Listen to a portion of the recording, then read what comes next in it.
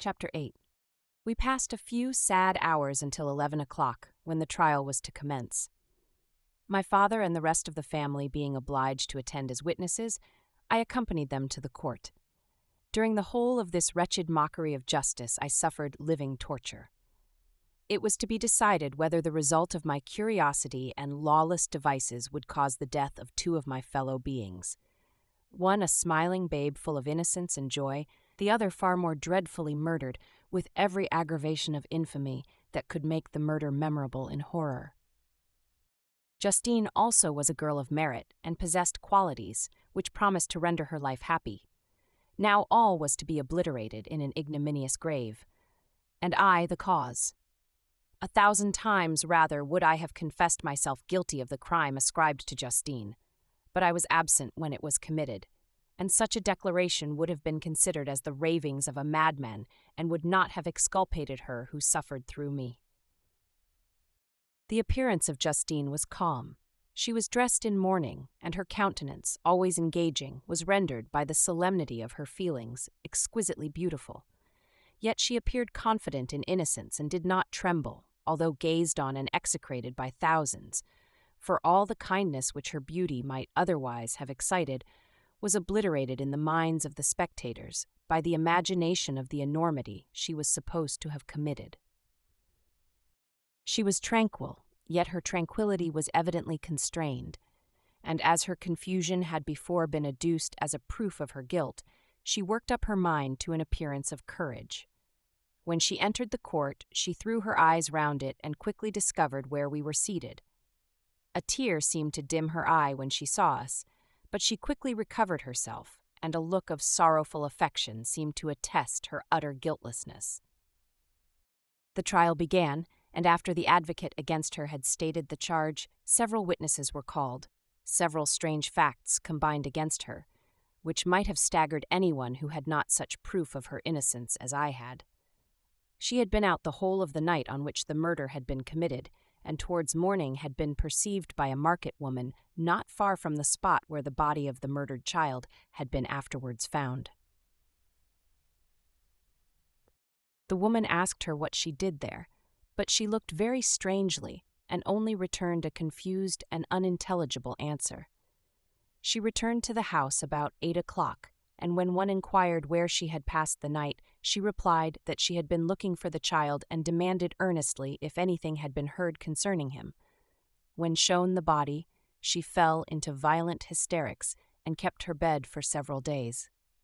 The picture was then produced, which the servant had found in her pocket, and when Elizabeth, in a faltering voice, proved that it was the same which, an hour before the child had been missed, she had placed round his neck, a murmur of horror and indignation filled the court. Justine was called on for her defense. As the trial had proceeded, her countenance had altered. Surprise, horror, and misery were strongly expressed. Sometimes she struggled with her tears, but when she was desired to plead, she collected her powers and spoke in an audible, although variable voice. "God knows," she said, "how entirely I am innocent. But I do not pretend that my protestations should acquit me. I rest my innocence on a plain and simple explanation of the facts which have been adduced against me, and I hope the character I have always borne will incline my judges to a favorable interpretation where any circumstance appears doubtful or suspicious." She then related that, by the permission of Elizabeth, she had passed the evening of the night on which the murder had been committed at the house of an aunt at Shelley, a village situated at about a league from Geneva. On her return at about 9 o'clock, she met a man who asked her if she had seen anything of the child who was lost. She was alarmed by this account and passed several hours in looking for him, when the gates of Geneva were shut, and she was forced to remain several hours of the night in a barn belonging to a cottage, being unwilling to call up the inhabitants to whom she was well known. Most of the night she spent here watching. Towards morning, she believed that she slept for a few minutes. Some steps disturbed her, and she awoke. It was dawn, and she quitted her asylum that she might again endeavor to find my brother. If she had gone near the spot where his body lay, it was without her knowledge. That she had been bewildered when questioned by the market woman was not surprising, since she had passed a sleepless night and the fate of poor William was yet uncertain. Concerning the picture, she could give no account. "I know," continued the unhappy victim, "how heavily and fatally this one circumstance weighs against me, but I have no power of explaining it, and when I have expressed my utter ignorance, I am only left to conjecture concerning the probabilities by which it might have been placed in my pocket. But here also I am checked. I believe that I have no enemy on earth, and none surely would have been so wicked as to destroy me wantonly. Did the murderer place it there? I know of no opportunity afforded him for so doing, or if I had, why should he have stolen the jewel to part with it again so soon? I commit my cause to the justice of my judges, yet I see no room for hope. I beg permission to have a few witnesses examined concerning my character, and if their testimony shall not overweigh my supposed guilt, I must be condemned, although I would pledge my salvation on my innocence." Several witnesses were called who had known her for many years, and they spoke well of her, but fear and hatred of the crime of which they supposed her guilty rendered them timorous and unwilling to come forward. Elizabeth saw even this last resource, her excellent dispositions and irreproachable conduct, about to fail the accused, when, although violently agitated, she desired permission to address the court. "I am," said she, "the cousin of the unhappy child who was murdered, or rather his sister, for I was educated by and have lived with his parents ever since and even long before his birth. It may therefore be judged indecent in me to come forward on this occasion. But when I see a fellow creature about to perish through the cowardice of her pretended friends, I wish to be allowed to speak that I may say what I know of her character. I am well acquainted with the accused. I have lived in the same house with her, at one time for 5, and at another for nearly 2 years. During all that period she appeared to me the most amiable and benevolent of human creatures. She nursed Madame Frankenstein, my aunt, in her last illness with the greatest affection and care, and afterwards attended her own mother during a tedious illness, in a manner that excited the admiration of all who knew her, after which she again lived in my uncle's house, where she was beloved by all the family. She was warmly attached to the child who is now dead, and acted towards him like a most affectionate mother. For my own part, I do not hesitate to say that, notwithstanding all the evidence produced against her, I believe and rely on her perfect innocence. She had no temptation for such an action. As to the bauble on which the chief proof rests, if she had earnestly desired it, I should have willingly given it to her, so much do I esteem and value her." A murmur of approbation followed Elizabeth's simple and powerful appeal, but it was excited by her generous interference, and not in favor of poor Justine, on whom the public indignation was turned with renewed violence, charging her with the blackest ingratitude. She herself wept as Elizabeth spoke, but she did not answer. My own agitation and anguish was extreme during the whole trial. I believed in her innocence. I knew it. Could the Damon who had, I did not for a minute doubt, murdered my brother also in his hellish sport, have betrayed the innocent to death and ignominy? I could not sustain the horror of my situation, and when I perceived that the popular voice and the countenances of the judges had already condemned my unhappy victim, I rushed out of the court in agony. The tortures of the accused did not equal mine. She was sustained by innocence, but the fangs of remorse tore my bosom and would not forego their hold. I passed a night of unmingled wretchedness. In the morning I went to the court. My lips and throat were parched. I dared not ask the fatal question, but I was known, and the officer guessed the cause of my visit. The ballots had been thrown. They were all black, and Justine was condemned. I cannot pretend to describe what I then felt. I had before experienced sensations of horror, and I have endeavored to bestow upon them adequate expressions, but words cannot convey an idea of the heart-sickening despair that I then endured. The person to whom I addressed myself added that Justine had already confessed her guilt. That evidence, he observed, was hardly required in so glaring a case, but I am glad of it, and indeed, none of our judges like to condemn a criminal upon circumstantial evidence, be it ever so decisive. This was strange and unexpected intelligence. What could it mean? Had my eyes deceived me? And was I really as mad as the whole world would believe me to be if I disclosed the object of my suspicions? I hastened to return home, and Elizabeth eagerly demanded the result. "My cousin," replied I, "it is decided as you may have expected. All judges had rather that 10 innocent should suffer than that 1 guilty should escape. But she has confessed." This was a dire blow to poor Elizabeth, who had relied with firmness upon Justine's innocence.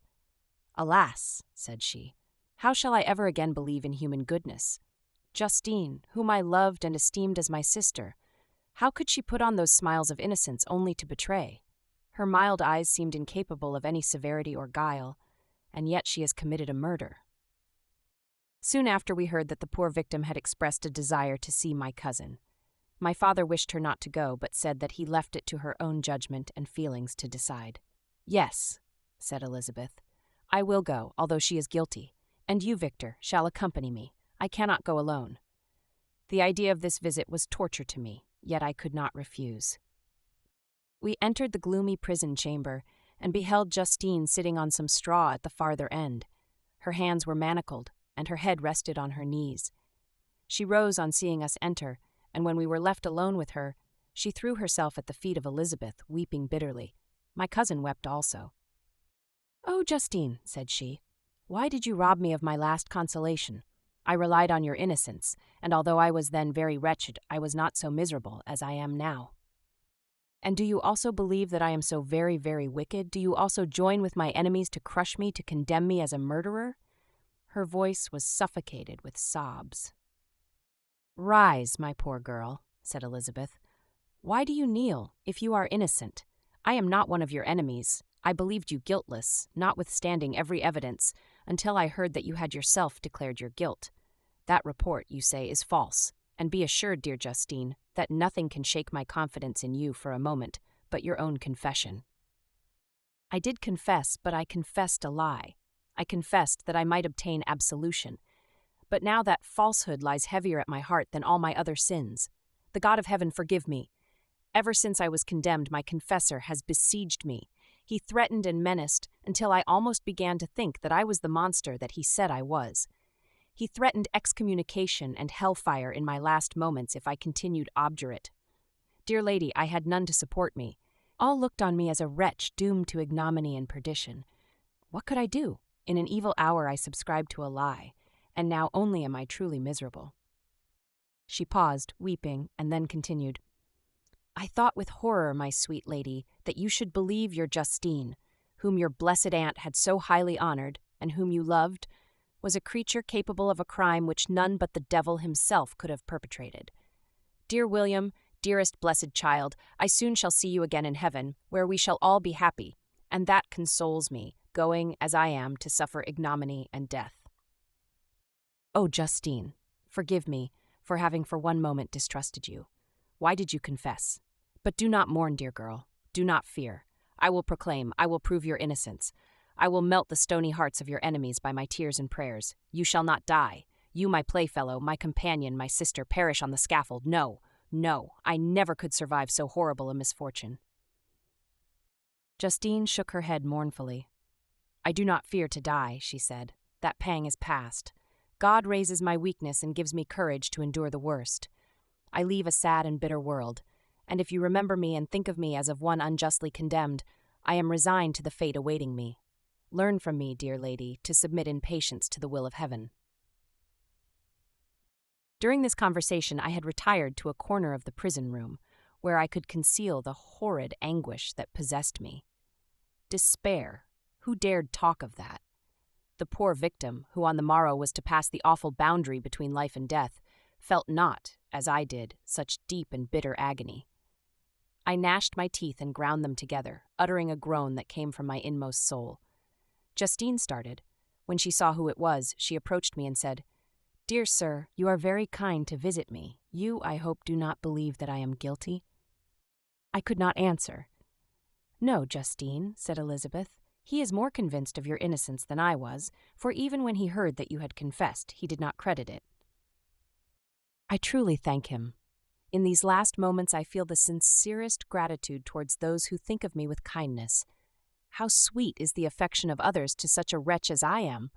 It removes more than half my misfortune, and I feel as if I could die in peace now that my innocence is acknowledged by you, dear lady, and your cousin." Thus the poor sufferer tried to comfort others and herself. She indeed gained the resignation she desired, but I, the true murderer, felt the never-dying worm alive in my bosom, which allowed of no hope or consolation. Elizabeth also wept and was unhappy, but hers also was the misery of innocence, which, like a cloud that passes over the fair moon, for a while hides but cannot tarnish its brightness. Anguish and despair had penetrated into the core of my heart. I bore a hell within me, which nothing could extinguish. We stayed several hours with Justine, and it was with great difficulty that Elizabeth could tear herself away. "I wish," cried she, "that I were to die with you. I cannot live in this world of misery."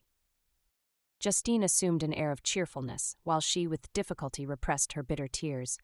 She embraced Elizabeth and said in a voice of half-suppressed emotion, "Farewell, sweet lady, dearest Elizabeth, my beloved and only friend. May heaven in its bounty bless and preserve you. May this be the last misfortune that you will ever suffer. Live and be happy, and make others so." And on the morrow, Justine died. Elizabeth's heart-rending eloquence failed to move the judges from their settled conviction in the criminality of the saintly sufferer. My passionate and indignant appeals were lost upon them, and when I received their cold answers and heard the harsh, unfeeling reasoning of these men, my purposed avowal died away on my lips. Thus I might proclaim myself a madman, but not revoke the sentence passed upon my wretched victim. She perished on the scaffold as a murderess. From the tortures of my own heart, I turned to contemplate the deep and voiceless grief of my Elizabeth. This also was my doing, and my father's woe and the desolation of that late so smiling home, all was the work of my thrice accursed hands. Ye weep, unhappy ones, but these are not your last tears. Again shall you raise the funeral wail, and the sound of your lamentations shall again and again be heard. Frankenstein, your son, your kinsman, your early, much-loved friend, he who would spend each vital drop of blood for your sakes, who has no thought nor sense of joy, except as it is mirrored also in your dear countenances, who would fill the air with blessings and spend his life in serving you. He bids you weep, to shed countless tears, happy beyond his hopes, if thus inexorable fate be satisfied, and if the destruction pause before the peace of the grave have succeeded to your sad torments. Thus spoke my prophetic soul, as, torn by remorse, horror, and despair, I beheld those I loved spend vain sorrow upon the graves of William and Justine, the first hapless victims to my unhallowed arts.